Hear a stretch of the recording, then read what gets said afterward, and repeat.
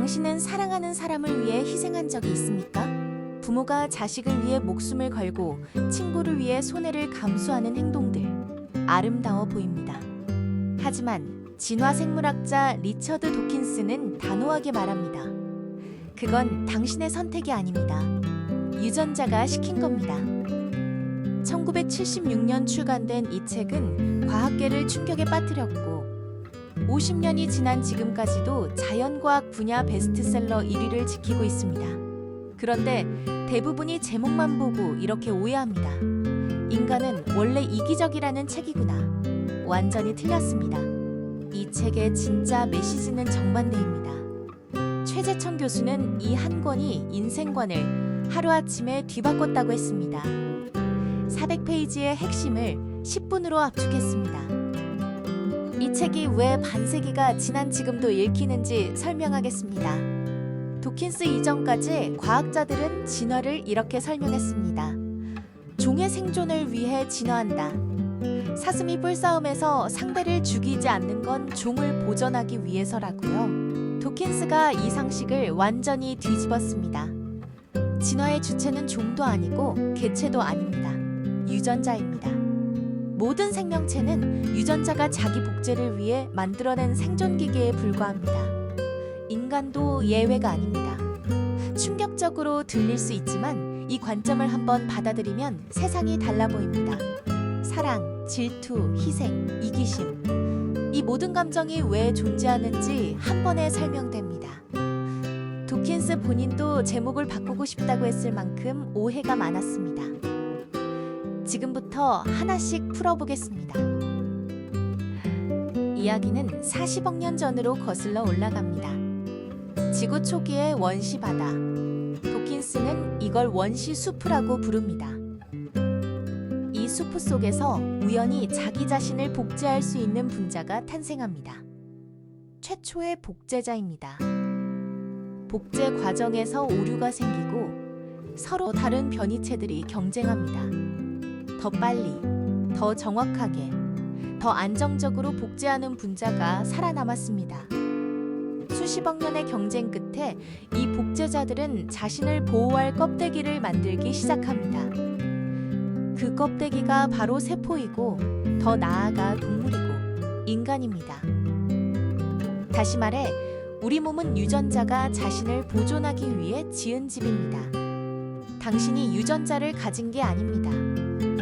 유전자가 당신이라는 기계를 만든 겁니다. 이것이 이 책의 출발점입니다.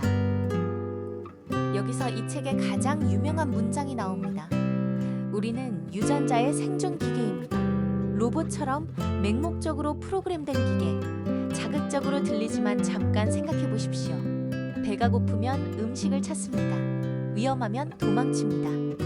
매력적인 이성을 보면 끌립니다. 이 모든 본능은 누가 설계한 걸까요? 유전자입니다.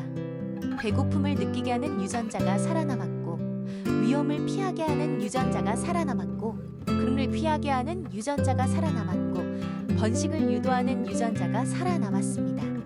우리의 감정과 본능과 욕구, 전부 유전자가 자기 복제에 유리하도록 프로그래밍한 결과물입니다. 하지만 도킨스는 인간을 비하하는 게 아닙니다.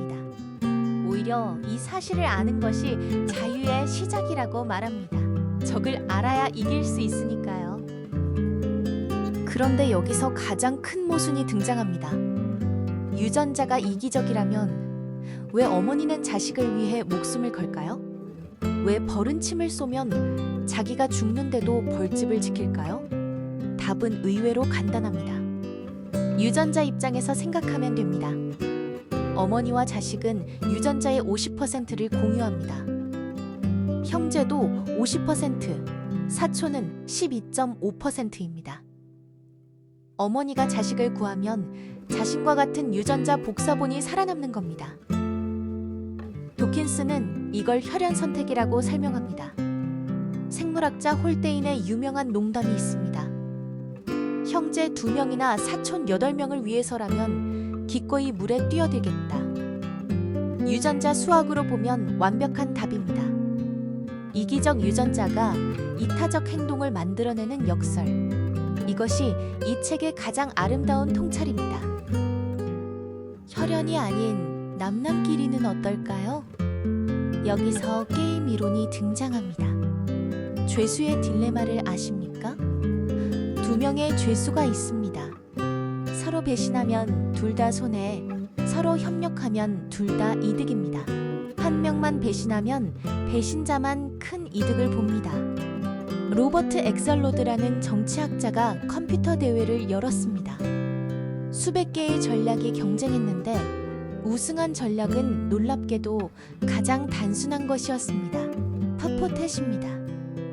처음에는 협력하고 상대가 배신하면 나도 배신하고 상대가 다시 협력하면 나도 협력합니다.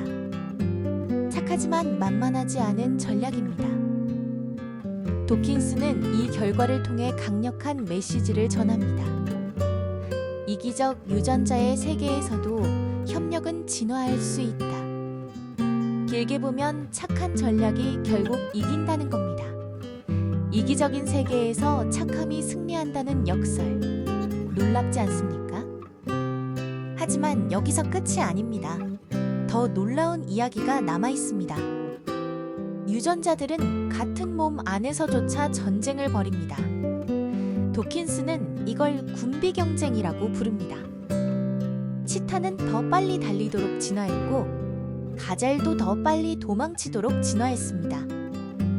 서로의 유전자가 상대를 이기기 위해 끝없이 경쟁하는 겁니다. 기생충과 숙주의 관계도 마찬가지입니다. 기생충은 숙주의 행동을 조종하도록 진화하고 숙주는 그에 저항하도록 진화합니다. 더 충격적인 건 수컷과 암컷의 유전자 전략이 다르다는 점입니다. 수컷의 유전자는 가능한 많은 자손을 퍼뜨리려 하고 암컷의 유전자는 질 높은 투자를 원합니다. 남녀 사이의 근본적인 갈등도 결국 유전자의 이해관계가 충돌하는 것이라고 도킨스는 설명합니다. 이 책의 마지막 장에서 도킨스는 완전히 새로운 개념을 던집니다. 밈입니다. 지금 인터넷에서 매일 보는 밈이라는 단어, 바로 이 책에서 1976년에 처음 만들어졌습니다. 유전자가 생물학적 복제자라면 밈은 문화적 복제자입니다. 노래 멜로디, 유행어, 패션 트렌드, 종교적 믿음, 정치적 이념. 이것들은 사람의 뇌에서 뇌로 복제되며 퍼져나갑니다.